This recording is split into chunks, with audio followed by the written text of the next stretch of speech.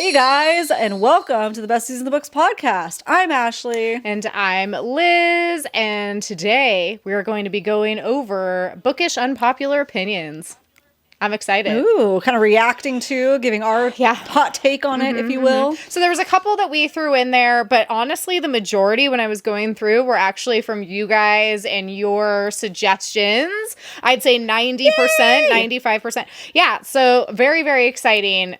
That's why we love it when you guys are following and participating over on our social media, because we really want to interact with you guys a lot. So yeah, spoiler, there's no spoilers in today's episode. We're not going to be talking about specific books. If for some reason something comes up, we'll tell you guys to earmuff it for a second. But yeah, so you should be able to just stick around, hang out with us, and cruise along how we feel about these unpopular opinions. And some of them I had a very strong, visceral reaction to, so I'm excited to talk about them. Saucy. And you guys, let us know too, if whether you agree, disagree, all that fun stuff. We'll definitely be putting up some polls over on Instagram, so make sure to follow us there. Thank you guys so much, for taking time out of your day and in your book and listening to our podcast, following us on Instagram, interacting with our polls, content, leaving us comments, DMing us your funny stories that are in relation to whatever we're talking about. We love it. Even off topic. We love it all around. Yeah, and send us in case you aren't following us, send us all the things. We love it. In case you are not following us anywhere yet, you can at Besties in the Books podcast, Instagram, TikTok, YouTube, anywhere you get your favorite podcasts. Follow us so that way you don't miss out on future content. Yep. New episodes are every Tuesday and extended content all the time. Yep. Instagram and TikTok. all the time. All the time. Whenever we feel like it. Way more than I thought we were going to be able to. So that's exciting. Yeah. Because it just feels natural. Yeah, exactly. Well, and that has always been Ashley and my philosophy going into this. We want to post to stories when we feel like it and we're feeling motivated and it's just fun. And yeah, I was well, hopefully, we're posting enough so that we're, you guys know that we're here. And every day we come up with something that just comes out organically. So it's awesing. Yeah, exactly. And it's great. We love it. So thank you guys. Yes, it's amazing. So, okay. So first, we'll kick off with the fave and fail of the week. Today's is not themed. We're just going to talk about what we've been up to this week. So I have been up to, if you guys follow me over at The Real Life Vegan Wife, you know that I have been up to my staycation series readathon. Hang on. What Liz has been doing? Living all of our dreams. How does it feel to be living my dream? I was at first I thought you were hold on, I've got technical issues. So I was all serious for a second. No. I mean, I've never done anything like this before. This is the first time that I've done something like this. I've done maybe short staycation, you know what I mean? A couple days or something like that. But nothing where I took 12 days off of work and am just I call it quote unquote rotting, but that's I'm cooking girl dinners and I'm reading as much as possible and just working on the podcast, hanging out. I had some girlfriends over for the first few days, my sister, and we just watched movies, and it was hotter in Humboldt County than we've seen it in years. It was up to probably around 80 degrees at my house one of the days. We went to the beach in Humboldt County and actually laid on the beach in the sun, which that's crazy.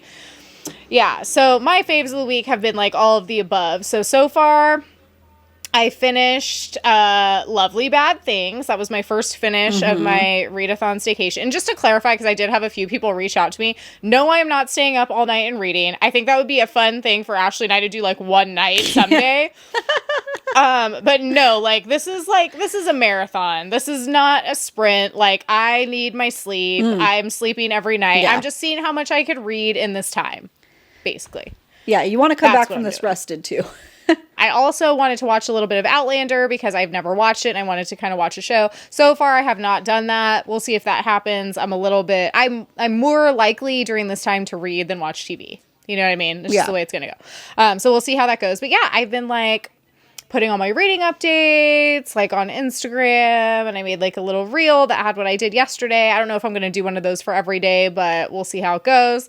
It's been a fun time. Oh, and so I finished Lovely Bad Things, loved it, 5 stars. And then I'm 65% of the way through The Cursed.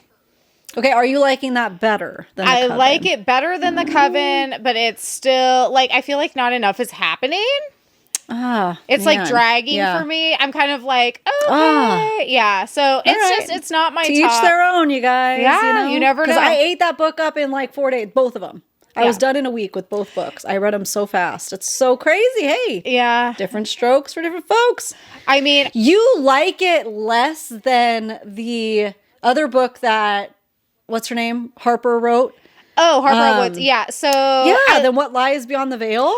I would say What Lies Beyond the Veil was about the same as these. Okay. Okay. But then the second one, because I haven't gotten around to the third one in that series yet. So the second one, like What Hunts Inside the Shadows or whatever, I do like that one better than these two.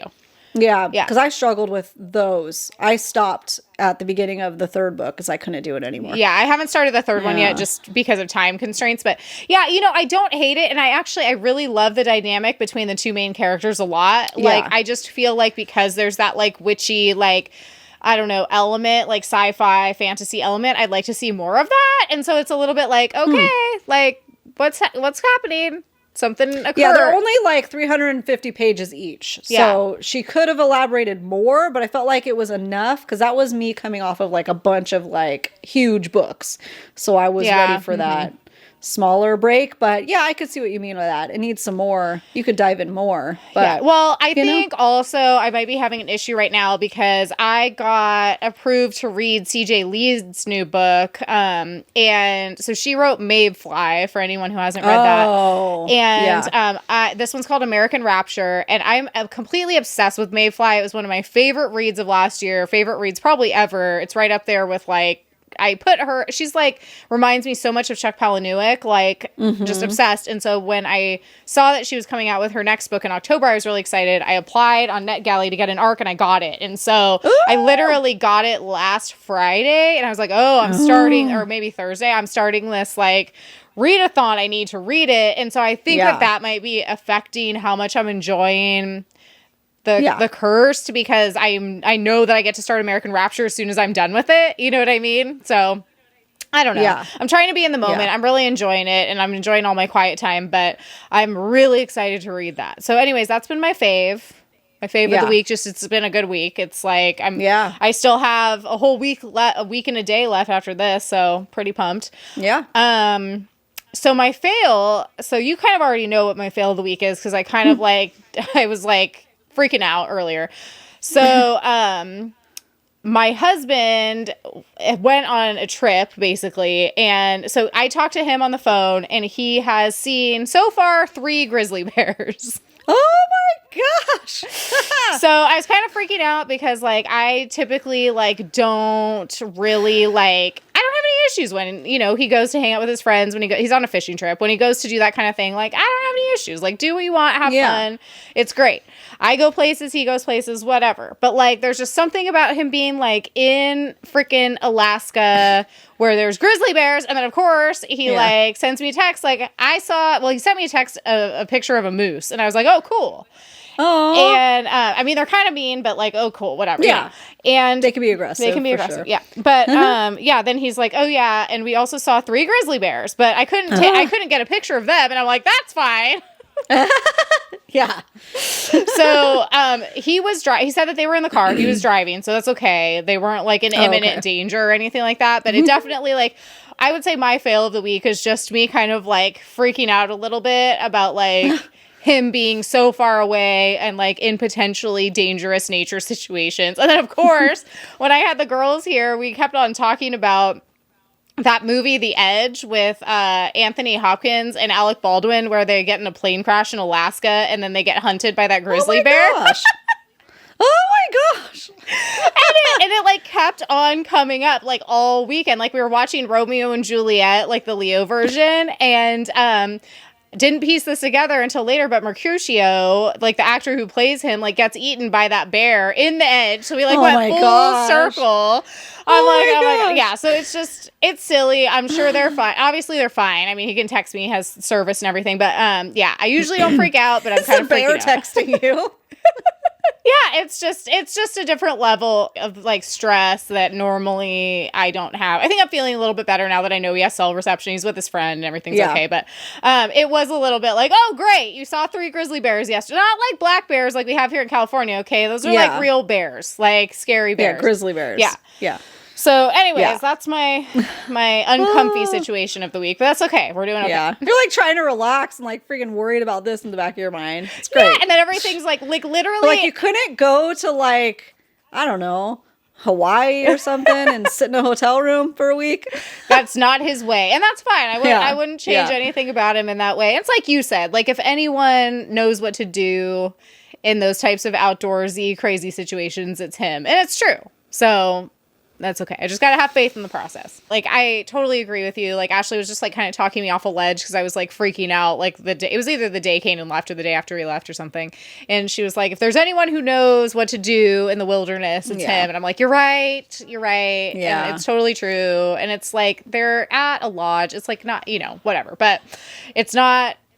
I shouldn't be as worried as I am, but I think I was just like spiraling out, and then it was just funny that he was like, "Oh yeah, we saw these grizzly bears." But yeah, anyways, I understand. Yeah, I totally understand being nervous for your loved one. Yeah, for sure. But what were your faves and fails of the week? Okay, so my fave, excuse me. Is not these freaking allergies that won't Oh my quit. God, my eyes have been so itchy the last couple of days. Yeah. It's been the worst of all the years. And I even switched to Claritin because I did that for my daughter and it worked really good for her. So I'm glad it worked for her. It's not working for me though. I'm just screwed. It's just constant post-nasal drip, guys. It's just the worst. So, okay.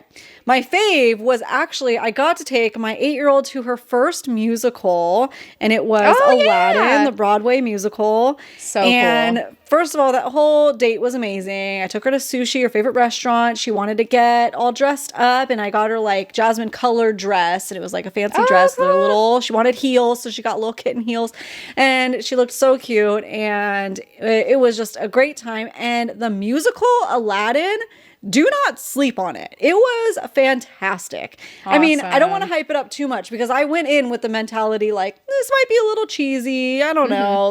But it's going to be fun. This will be a great first musical for her. It's not dark or anything, obviously. Yeah. And she's in musical theater, so she needs to start seeing what she's working towards.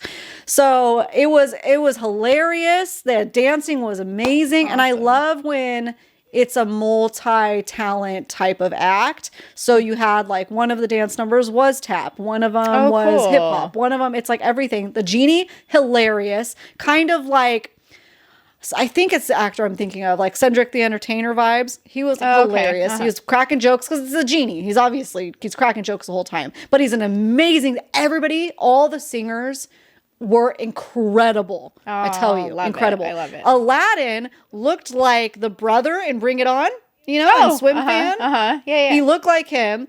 Everybody was so good. It was just 10 out of 10. Such a fun musical. I told Jeff, my husband, because he likes Aladdin. I was like, you know what? You would have really loved this one. So next time it comes around, we'll have to watch it again. I recommend you guys, go see it, whether you got kids or not. There was mostly adults. It was mostly not kids. Yeah, so it was great. It was super, super great.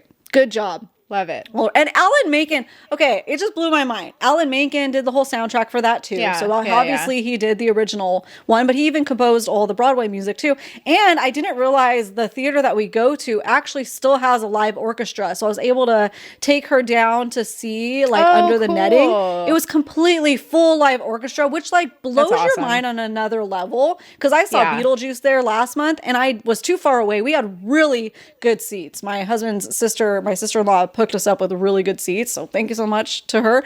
But I didn't even know when we watched Beetlejuice that was live music too. Awesome. It just puts it on another level. It really does. Crazy. It really does. Yeah, and I gotta say this about musicals. Okay, this has always happened to me, but as soon as it starts, I start welling up. It's a Hallmark commercial, I get chills. It's a full body energy, sizzle. Agreed. It's so right. I feel like musicals, yes, that happens to me too. I feel like though, when you're talking about something that's Disney, it's doubly as intense. I don't know if it's and that might be why too. I hate, It's like Alan Menken, like, to talk about him, it's like, because he wrote all the music for all of the classics we grew up on, right? Little Mermaid, Beauty and the Beast, like Aladdin, not just Aladdin. And so I think that also strikes some type of like thing in our brain, being the age group that we are, where it's just like, it brings back it's like the Disneyland memories and the movie memories and like all this stuff. And same.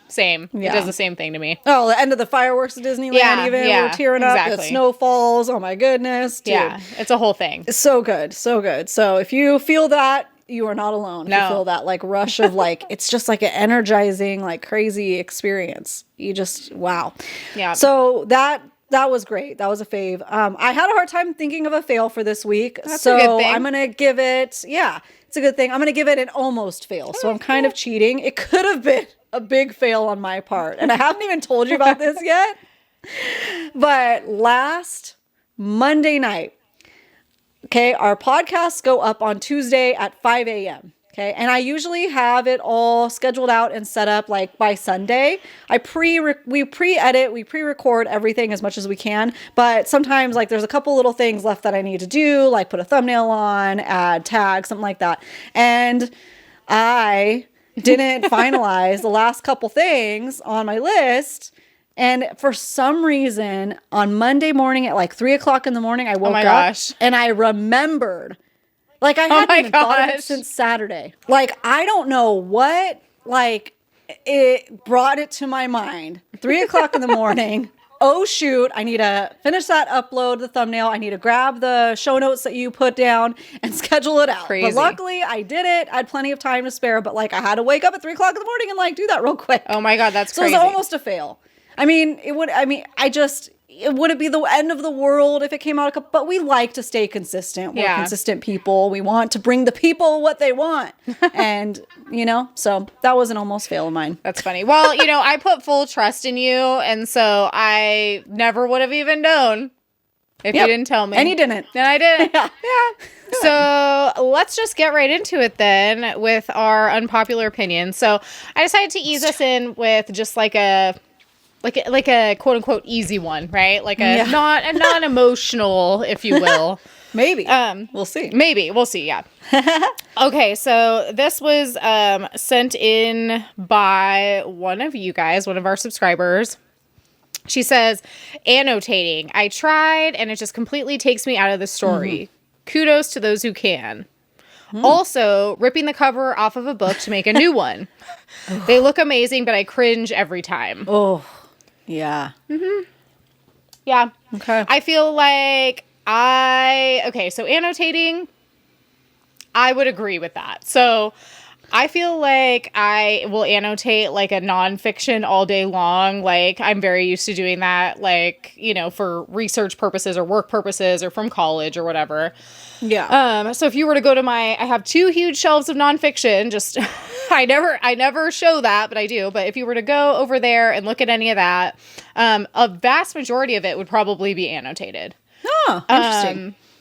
Yeah. My fiction, however, I try to annotate, and the closest I can do to that without getting pulled out of the story is like on Kindle when you just highlight something. Because you could just do it real quick. Yeah. That's it. That's all Otherwise, I get pulled out of the story too. I completely agree. Agree. I'm just not an annotating girly. The most I'll do is that, or like if we're reading something for the podcast, then I might put one of those sticky tabs on the sentence, but I'm not going to write any notes or anything. Yeah. Yeah. Listen, I appreciate you annotators of the world because you're the ones that can give us our quotes that we look for and stuff that we need because I ain't doing it. Annotating feels like homework. It makes me feel like I'm in high school again, and I don't want to do it. I don't even try. I do try, however, you brought up a good point. On the Kindle, guess what? I highlight things all the time. Well, I stopped in the last couple months because what do I do with them when I'm done with the book? Nothing. I forget they exist. See, I don't. I go back and then like when I post my book reviews, I include those, some of the quotes that I highlight. I appreciate you for that. Yeah. Because I ain't doing it. Golly, Yeah. Because, well, what do you use? Because I like when you like it goes to your stories. It like anytime we're reading these like the book tropes, you did it a lot when we were reading Courted with the Cowboys, Courted with the Cowboys, whatever. Because that was where gold. it would come up on your stories as like a really cool quote. It wasn't like just the highlighted. Yeah. So that's just from Kindle. So like you would push, I think like the share button maybe. Oh. Yeah. Mm-hmm. Oh, well, that's cool. cool. And then it'll pop up with like different little templates that you can use. And so I just use that one because I like the font or whatever. Oh, but nice. Yeah. Mm-hmm. I like that. Yeah. As far as annotating go, I think if I ever one day I won't. But if I ever got into it, I think I would have to read the book first, enjoy it for what it is, and then in a reread, do it annotating for research, because then you're researching it for like a purpose, like the podcast or something, or specific goal. I'm so happy that it brings people joy though, and the annotators that annotate, man, they be annotating so much. It's crazy. Annotating all day long. I know. I see this stuff and I'm like, whoa. Like, because even when I annotate a lot, like let's say I am reading a book that like for my business, right? And I'm like, I need to remember a bunch of stuff. I'm not like, I don't have like the aesthetic, like all the colors matching sticky tabs and the colors matching pens and like all that. No, it would be like one yellow highlighter and like a pen. Like a black pen that like I stole from my husband. You know, that's it. It's like, is it pretty? No, but it gets the job done. You know what I mean? I think the pipeline to annotating aesthetically is probably the girlies in high school who had the really pretty handwriting with the highlighters and they have the different colors for their home. I'm just a get it done and get it to the point kind of lady, you know? Yeah, me too. As organized as I think that I am, when it comes to certain things, absolutely not. So, yeah. I feel like it's also probably like very craft adjacent. Yeah. And like, I'm the type of person where it's like, I'll get it in my head that I want to do a craft. I'm not anymore because like now that I'm in my mid 30s, I'm just like letting all that stuff go. Like, I just don't even care anymore. But like, I get it in my head like, oh yeah, I'm crafty. I'm gonna make a Christmas wreath, right? Like I'm gonna make a wreath. So then it's like you go down to Michael's and then it takes me forever to pick anything out. And then you go home and you like don't have the right tools. And it's like 17 hours later, you have this like, oh, I mean, it's all right. Does it look like the Pinterest one? Like, not really. And I'm like, I could have bought this for $30. Like, what am I doing? Costs like $100. Yeah. And or so, like, I'll buy all the stuff and the bag will just sit there for 3 months, 6 months, 2 years. Yeah. So I've just accepted it. Like, I'm not a crafty person. I'm crafty, but I'm a mood crafter. You know, some people are mood readers. I'm a mood crafter. I have to be in the mood, and I can't. If I lose my steam, if something feels too cumbersome, then it's done. And I will definitely. I've never like stuck with one craft. I have like hopped around for sure. See, that's me instantly. So you're saying like you're a mood crafter? Okay, this is me. This is me. I really want to make a wreath. Okay, I go to Michael's, get all the stuff. Oh, I immediately hate this. Like, as soon as I come home, I'm like, anymore. I don't want to do it. I don't want to do it. And then I make myself do it, and I hate every second of it, and it makes a mess, and I'm like, I wish I never did this. And so, that's why, like, the closest to crafting I would do these days is, like, taking book pictures. I feel like that helps my creative mind without actually having to make a craft. I love that. It's great. It's a great medium. But I feel like it's like the crafty ladies who might like, you know, like home make Christmas cards, like not like the pre-printed ones, but like actually do it with like stuff, you know? Yeah. Yeah. That's great. I can get involved in certain times. It just has to be the right time. And, you know, I am not in the time of my life right now that I can hone down even though I have kids, their crafting abilities is much different, obviously. So like I'll craft with you guys, like that's fun. Like when we painted those little mermaids or like painted a picture, because there's no pressure. Well, there's no pressure, and your attention span to crafting and your mood crafting probably is exactly the same level as them, so it's great. I know, we're painting, we still have those mermaids too. We painted these porcelain little mermaids. I know, they're in the bathroom. And put them up in the bathroom, and they're done. Liz is done. It's great. I'm still sitting there meticulously like painting my thing, because once I'm in the zone, so that's fine. Anyways, see, I'm the opposite. No, it's great because it's like literally 5 minutes and done. I'm like, that's the kind of craft I want. Like that's it. See, well, I get frustrated when I craft with them because I'm like, I'm in this now. I motivated myself. I'm going to be here for 2 hours. And they're like, 5 minutes. I'm done, Mom. Like, oh, I got all this stuff. It's all over. Yeah, it's great. Sorry. Yeah, that's like my sister. She turned on Bob Ross during Girls Weekend a couple days ago. And she's like, oh my gosh, we should try this. And I was like, absolutely not. And she was like, well, why not? And I'm like, because it just overwhelms me even thinking about going to Michael's, buying the paints, setting it up, like doing all this stuff. She's like, well, what if I went and did all that and then you just had to do the painting part? I'm like, okay, good. Yeah, great. Yeah. That's fair. Oh, that'd be fun. See, I would love that. I would do that too. I'll probably last about 5 minutes and be like, all right, that's all I got. Okay, anyways, we're off on tangents now. So that's okay. That's the fun of it. But it circles back because then the next part of it was the ripping the pages, the covers off of books. That's a craft. That's a book craft. Yeah. It's a book craft. And that's what I would, if I ever was able to do that, I couldn't rip a book unless it happened to like rip accidentally. I would never be able to harm a book like that. Harm a book. Book harm.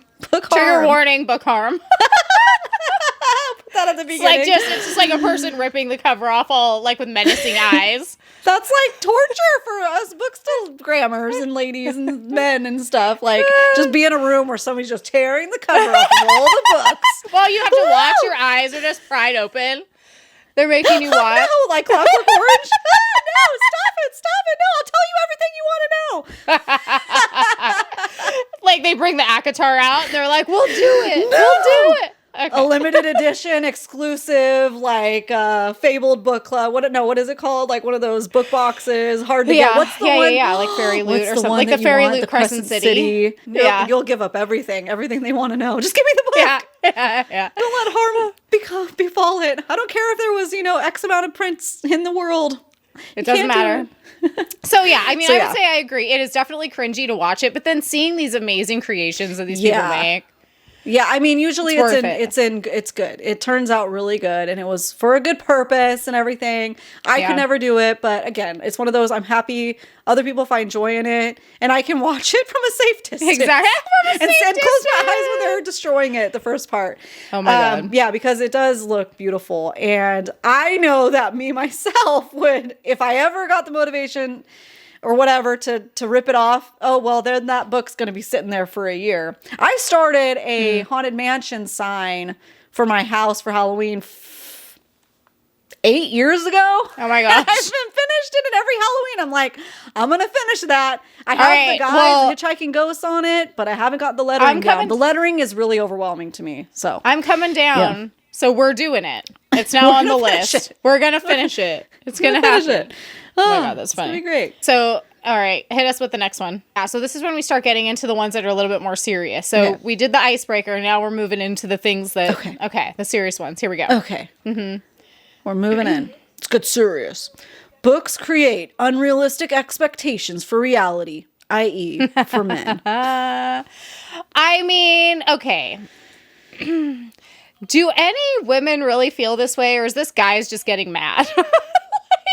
Do you know what I mean? Yeah. And that's what we're talking about. Not like for men feeling like, it's there's a group of men on the internet who have come across Bookstagram, and they're just the worst.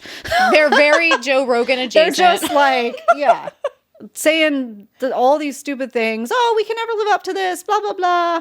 And it's just like, leave us alone, You're gonna watch 10 hours of whatever war movie you're gonna watch, and you're gonna tell me, like, I don't know. That's a realistic expectation of a man and women in it as well. While you're sitting in your stained sweats, in your mama's basement, Like, give me a break. I mean, or even not. Like, even if, like, they're a functioning member of society, it's like, what does it matter? I feel like almost all media portrays all genders in unrealistic ways, right? Like, is that anything new? Is that anything new? Like, at all? No. And I'm not over here kicking. I mean, I'm bummed about it, but I'm not ruining my life that I can't summon fire with a snap of my fingers, and that's kind of books I'm reading. That's an unrealistic expectation for women. And it's all right. Yeah. People need to separate fiction from reality. Yeah. I agree. Well, and not only that, but I feel like, if you're talking about if you're talking about like more of the like romance and like smut aspect, I feel like there's a couple different takes or like ways to like look at that. Yeah. One of them is like, I don't know, I feel like ask the husbands of the ladies who are reading smut and romance how things are going. Probably okay for a lot of them. Yeah. Like, if anything, I think that it could be like positive and like help. Yeah. In like that in the romance department. And so I think that it's like, is it going to make us mad at our husbands because they don't have magical abilities? No, like not at all. But if anything, it could have like a positive like impact on your like in real life, which I think is and that could be like a whole really podcast episode about women's empowerment and what it does for women and helps us because we, unlike male societies, are suppressed, are told not to have these feelings. So to finally, be able to consume material made for us, give me a break. Yeah, that's the only reason why it's a thing. One thing for ourselves. Yeah, exactly. Like, that's the only reason why it makes these people mad is because of the fact that it's like, it's for women. It's not catering to men. For the first time in their life. Exactly. Yeah, but it can. If they would just be smart about it, it totally could. Yeah, let it work for you. It's not working against you. Like, yeah, my husband's like, read it all. I don't care. You know what I mean? Whatever. I'm gonna be the one who indirectly benefits from it anyways. Yeah. So it's all good. But yeah, and then the other, I mean, and like, okay, even and not in the romance-ness, but like in a relationship, they're setting up unrealistic expectations, like men want to actually take care of their women. It's like, is that what you're mad about? Yes, that was the other point. You might as well just say that out loud, because that's what you mean. You're mad that women are finding out, I'm being treated really horribly. I'm reading books where abuse is happening. I don't want that for me. Like, that's what's happening in my situation. Oh no, exactly. Yeah. Knowledge is power. And some people are obviously in this world very much against education and knowledge, especially for women. Yeah. So not to be on a soapbox, but it needs to be said. And why would it be a bad thing for women to read about men treating them well? Like, that's the bottom line. Like, they don't want to treat them well. And both ways. Exactly. And both genders too are responsible for doing that. But yeah, mostly it's statistically speaking. Come on. Yeah. Look it up. But I would say we could go on for a whole entire episode about that topic, but I think those are the two bottom lines is like, if you're open-minded about it, it can actually work in your favor. So get over it. And then also like, then maybe it's just, you should do a little bit of like self-reflection. Maybe why is this bothering you? Gain some self-awareness, like, of why it bothers you. Exactly. Yeah. Honestly, read a book. Go read it. Read a book. Seriously. Like, oh my gosh, get out of our lives and go read a book. Yeah.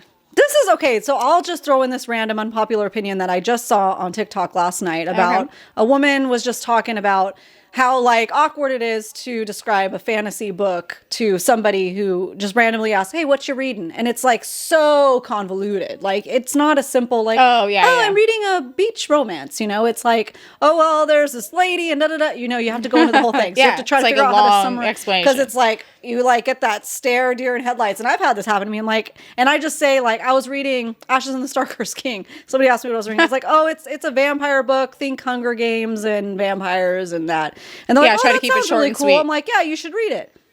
Yeah. Head down. Continue reading. I don't want to go. Listen, it's the 2,000 pages between the two books. Like, I can't explain the entire plot to you.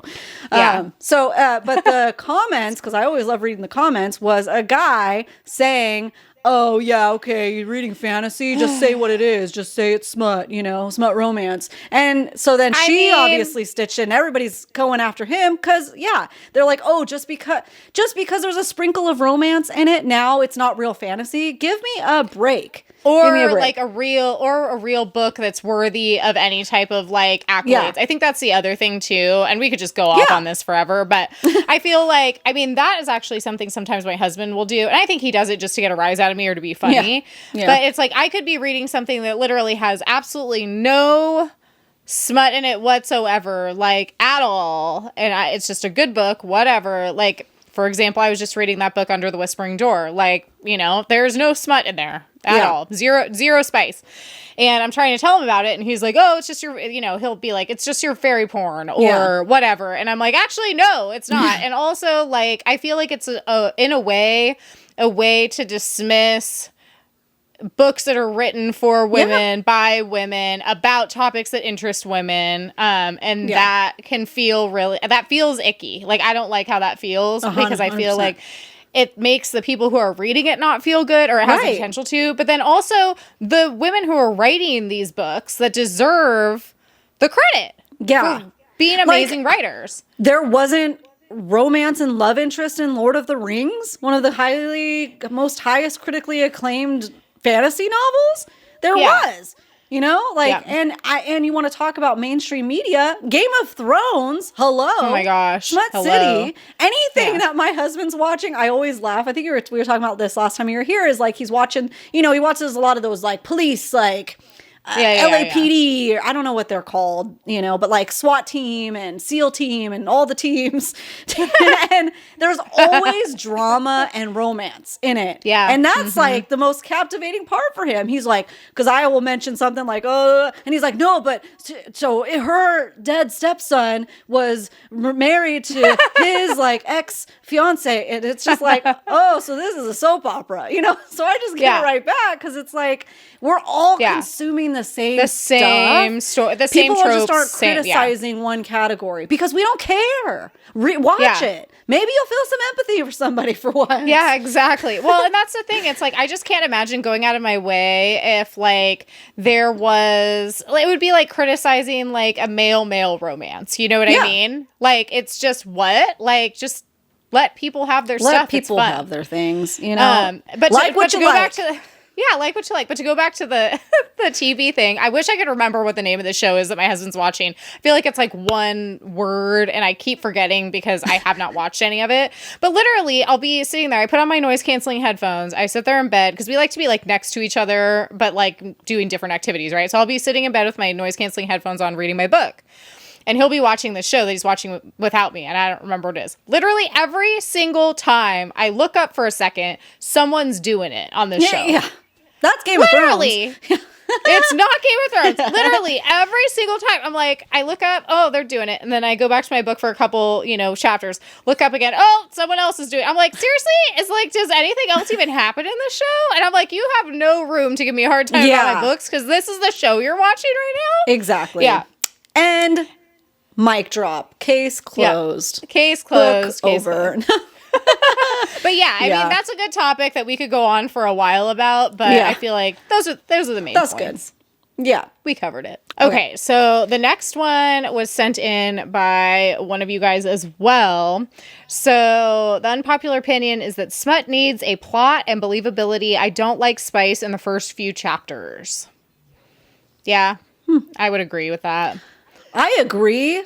I do. Okay, so here's the thing, because these are unpopular opinions. So I think that it can be whatever. Everybody's going to have a different take and want different things. So I completely think people are valid in however they want to describe it as. For me, I completely agree, though. Yeah, for me personally, I guess that's what... I don't want it straight out the door. I mean, I'm a slow burn type of lady. So I need it to mean something. Yeah. You know? Well, I mean, I think that's the thing is like, I love reading smutty books, but like if it just gets right to it in the very beginning, then it kind of like falls flat because we're not invested in the characters. So that's how I personally feel. Again, like Ashley said, read whatever makes you happy, whatever. Yeah. Like as long as it makes you happy, that's all that matters. But for me personally, I need to like at least know something about this guy. You know what I mean? There needs to be some kind of like relationship built, even if it's like a stalker and stalky relationship. Like there needs to be something like building it up. Yeah. You can't just get right to it for it to be interesting to me. Yeah, for sure. Mm-hmm. I agree with that unpopular opinion. Yeah. This is an unpopular opinion. Fourth Wing didn't live up to the hype. Oh. I feel the crowd like goes wild. So I don't know. I feel like Fourth Wing, I mean, was really, really good. I feel like it did live up to a lot of the hype, for me at least. However, I feel like Iron Flame did not. Yeah, that's kind of what I wonder too. Is the person that sent this, it's one of you guys, so let us know. Are you saying this after Iron Flame or just after Fourth Wing? Because I feel differently on the end of each books. Fourth Wing, loved it. Totally, I saw that book everywhere. I got it. When we buddy read it, I was like, eating this up. Yeah, Iron Flame, well, it was a struggle. It was just probably published too quickly. Needed some more edits, you know, or was edited too much. I don't know. Yeah, there was just a lot of issues with it. Yeah, I mean, and we've talked about that a lot too. You can go back into the archives and we have that Iron Flame live. Yeah, I don't know if we ever did a Fourth Wing live. I don't know. I don't think so because it was a buddy. I don't know. Maybe I can't remember now, but definitely there's an Iron Flame live because that was a book club book. So over on our Instagram. Wait, I think we did do a Fourth Wing live because that was the one we got 0 views on because Instagram crapped out. Remember? Was it? No, it was Iron Flame. It was Iron Flame. Yeah, I thought it was Fourth Wing. Because we were like, everybody wants to hear about this book, you know. Mm-hmm. Yeah. And then I think it might have been we're getting off track here, but House of Flame and Shadow, I think was the one that Instagram cut us off halfway. Yeah. I don't know. The Instagram always there to disappoint you. Yeah. So. Except you guys. You guys don't disappoint us. Come on over. No, not at all. Yeah. I mean, I feel like what's funny is I feel like Rescinda, she reads she's in book club. She reads all this stuff with us and most of our buddy reads, if not all of them as well. And she's very, I don't want to say very critical because that makes it sound bad, but kind of she's hard to impress. We'll put it that way. She's hard to impress. Yeah. And she's read a lot. And Fourth Wing, she loved. She got her husband to read it, and he loved it. Yeah. So it's kind of one of those things where it's if Rescinda loved Iron Flame, right? Yeah, I think that she did. I still rated Iron Flame a 4-star, so it wasn't bad. Yeah. It just was very problematic. But I feel she liked Iron Flame as well. So I don't know. I wouldn't say that it's at least for me, Fourth Wing wasn't overhyped because it was a really good book. But it just they needed to. I don't know, maybe let more time pass before Iron Flame came out, redo some stuff. Okay. I understand. It's a problem of fast fashion, right? In the book community that's happening is that everybody's I want to consume and binge. It's that Netflix mindset. You want to binge everything. But I'm in the camp that it's okay to wait, even though we don't want to, if we fell upon a first book 1, we have to remember that these things take time. Yeah. So that we don't get an Iron Flame situation. And we don't know the whole story. We don't know if she was already working on it or not. It just felt like it rushed. Needed it felt rushed. Some parts dragged on too much. The parts that we're here for went too fast. And so I don't know. It needed some more work, I think. But isn't the next one already coming out too? I mean, I pre-ordered it. So I didn't. Fool me once. I did not. Yeah. Okay. I had some Barnes & Noble's gift cards, and then they did that pre-order 25% off for Barnes & Noble. So I was like, fine, I'll do it. Wait, when is it coming out? Why does this not say? It's early next year, I think. I don't remember. Release date, hello. January 21st, 2025. Yeah. So a little bit more time, but barely. We'll probably be finishing it up when you're here for the Romantasy event. No, because that's at February and March. That's the end of February. So we'll probably have read it already. Yeah. Mm-hmm. Yeah. All right. Fair enough. Yeah. All right. So we have time for one more unpopular opinion from you guys. Okay. And so let's go. Let's hear it. I wanted to talk about this one because I was like, dang. Okay. So unpopular opinion sent in by you guys. I have yet to be impressed by Sarah J Maas. Ooh! While we're both wearing our Sarah J Maas t-shirts. I know. I'm like, I've got Throne of Glass. You've got Crescent right City. there, man. Yeah, I mean, I get it. There's something for everyone. Yeah. She can't be everyone's cup of tea, right? It's just she's not a taco, Yeah. Yeah. Not everybody's gonna like you if you're not everybody likes tacos, but not everybody likes Sarah J Maas. So I mean, I would like to say that I understand, but I kind of don't. Like, there's nothing in how many books are there now? 16 books. There's nothing in the 16 book universe or whatever you want to call it that does it for you. Nothing. Nothing. I mean, who do we have? We have like literally, if you're in it more for the romance, we've got so many options. Just take your pick. Take your pick. We've got all of our faves, right? Rowan, Lorcan. We've got Hunt. We've got Rhysand. We've got Cass. Like, how can you not find? Yeah. And then not just that, but then we also have so many badass female characters also to choose from. Complex world building. I think excellent writing. I think it gets fast paced. I will say maybe some people are turned off by the build up. Sometimes it can take a little while, depending on the book. Crescent City kind of gets you right in there, right in the heart. Yeah. But things like ACOTAR and stuff, if they tried to do that and they weren't a huge fan, it takes a little bit of time. Even Throne of Glass, because that was her first series she started writing when she was a teenager. It takes a few books. That was a lot of build up, for sure. I understand people saying, there's an unpopular opinion out there that's like, I don't want to have to take a few books to get into a series. So, fine. That's fine. I get it. Yeah. But when you do, oh man, Throne of Glass, man. The payoff I wasn't can be sold great. until about 3 books in, which I know sounds like ridiculous, but it wasn't bad. It was just slower coming off of the endings of her books, Yeah.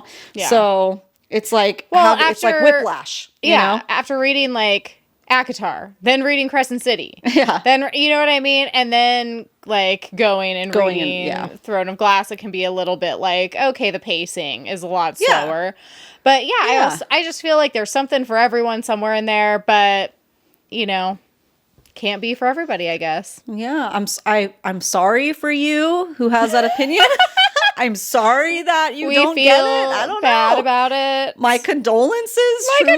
I don't know. It just does something to my brain. I know. I know. Same. In the best way. So, but that's okay. I would love to know what their favorites are. Yeah, like you said, different strokes are different strokes. I would love to know your favorite author. So if you sent that in, let us know. Who are you impressed by? If not SJM. Yeah, exactly. Who impresses you? And it might be the buildup. I wonder too, if there's just so much buildup in the book community that if you come around to reading her stuff a little bit later, then maybe you're it's so hyped that it lets you down a little bit. You know what I mean? Yeah, the overhypedness can ruin a book sometimes, just like with Fourth Wing. And the pressure to like it. I'm the type of personality, we've talked about this before, where if you tell me you're going to love it, I'm going to be like, no, I'm not. I'm not going to like it now because you told me I'm going to love it. See, you told me to do something I was already going to do. Now I'm not going to do it.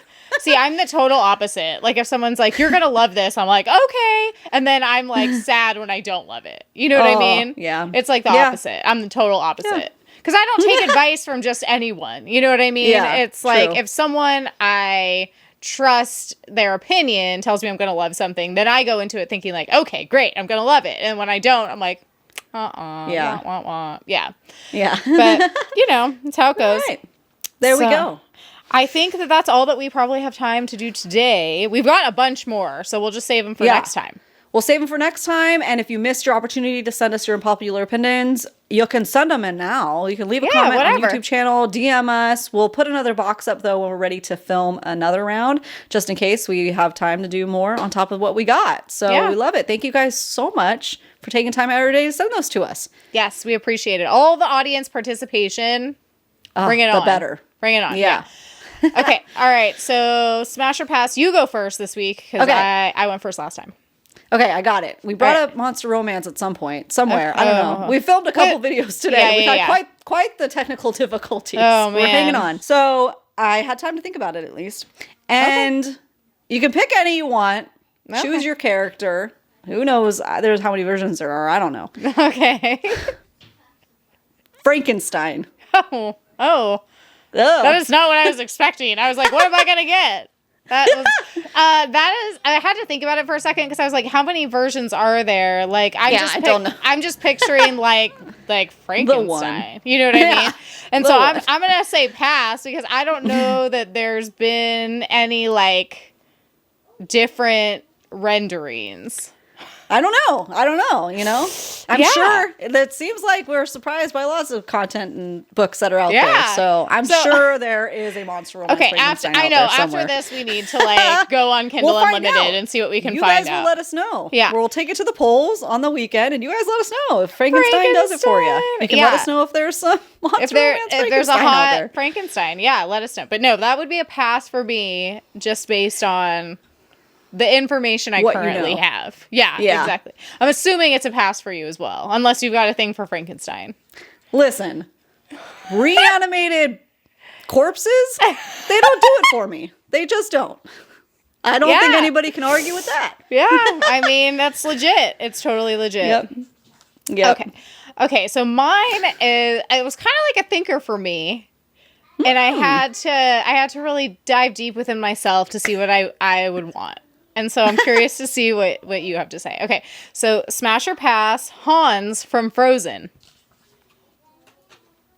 Okay, let me think. Let me get a visual aid in my brain real quick. Smash. Yeah, exactly. Same. He's such a bad guy, though. I know, but that might make him interesting. I mean, come on. These are the people that we got a weird unhinged list. Yeah. Villains, especially. Well, I was curious because at first I was like, okay, Hans, he's clearly evil. Like, he's clearly evil. Okay, but he's pretty cute for, like, an animated guy, whatever. But I was like, that's why I was curious what you were going to say. Because to me, he's the perfect example of, like, the quintessential villain who is obviously evil, but we don't know much about him. And so I feel like he would be a great, like, retelling story. Yes. And he'd probably be, like, let's just face it. Hans is probably super kinky. Like, he would be really good in a dark romance because there's probably some stuff about him that we don't know. You know, when I picture Eris in Court of Thorns and Roses, that's who I picture, essentially. It's the same dynamic with the brothers and like the last of the line has nothing to lose. You know, go. I would want to hear, that's a villain that I would definitely want to hear his backstory. Because what if it's like so horrific and so bad and this is his only choice? He doesn't need to like go around killing people, like, you know, like the princess is. Yeah. But spoiler if you haven't seen Frozen. Never know. Yeah. Sorry to give it away. He could have, I never thought, Anna's not a good match for him. So, it's all good. Well, and really, like, when you look at the story from, like, an outsider's perspective, like, not that it's her fault. We're not victim blaming, but come on. Like, come on. Come on. Just like Christoph said. Yeah. And listen, I flip-flop on him because he's, like, a little bit rough around the edges, but he's, like, kind of golden retriever. He's one of those characters that kind of flop, like, switches sides as soon as they fall in love. But he was like, come on, you just met him? You know, I get it. Like, literally 5 minutes She's kind of a dummy. She kind of fell right into it. So, but she was but on the other hand, you could argue she was starved for love and attention. She'd been locked up in this castle. It's true. People that have been locked up in the castle have fallen for worse. Yeah. Looking at you, Belle. Falling in love with your captor. I love that though. You know, I'm curious to hear what the people think, but I think that Hans deserves a redemption, I think. Yeah, not in Disney, not in Frozen. No. Although that would make things really, it would make kids be having existential crises out there. Yeah, but like, as a book retelling, redemption. Yeah, retelling. Yeah, I'm sure it's coming down the pipeline from someone. If not, then now. Yeah, I know. Now it is. It's been long enough, right? It's like Frozen's been out for long enough. It's getting. I don't know. It might have to wait until like. Yeah, about 10 more years. Let it marinate for the youngins to grow up. That like, because we watched it when we were like, what'd that come out? We were like 20. So something like that, like early 20s, mid 20s. Yeah. There you go. Well, let us know if that's an unpopular opinion. Smashing Hans. Should Hans have a redemption arc? Yeah, not in Disney, but just in books. Someone write that. Yeah. Thanks. Yeah. Okay. Thanks. Case closed. Goodbye. Well, you just send it to us if you will. We'll peruse it for you. Thanks so much. All right. Well, you guys, that's all the time we have for today. Thank you so much for stopping by and listening to us. We appreciate it so much. Make sure to follow, subscribe at all the places you like to listen to your favorite podcasts, especially YouTube. Not especially, but like also, whatever. Yeah. And Instagram and TikTok, all those places at Besties in the Books Podcast. And we will see you next Tuesday. See you next Tuesday. Bye. Bye.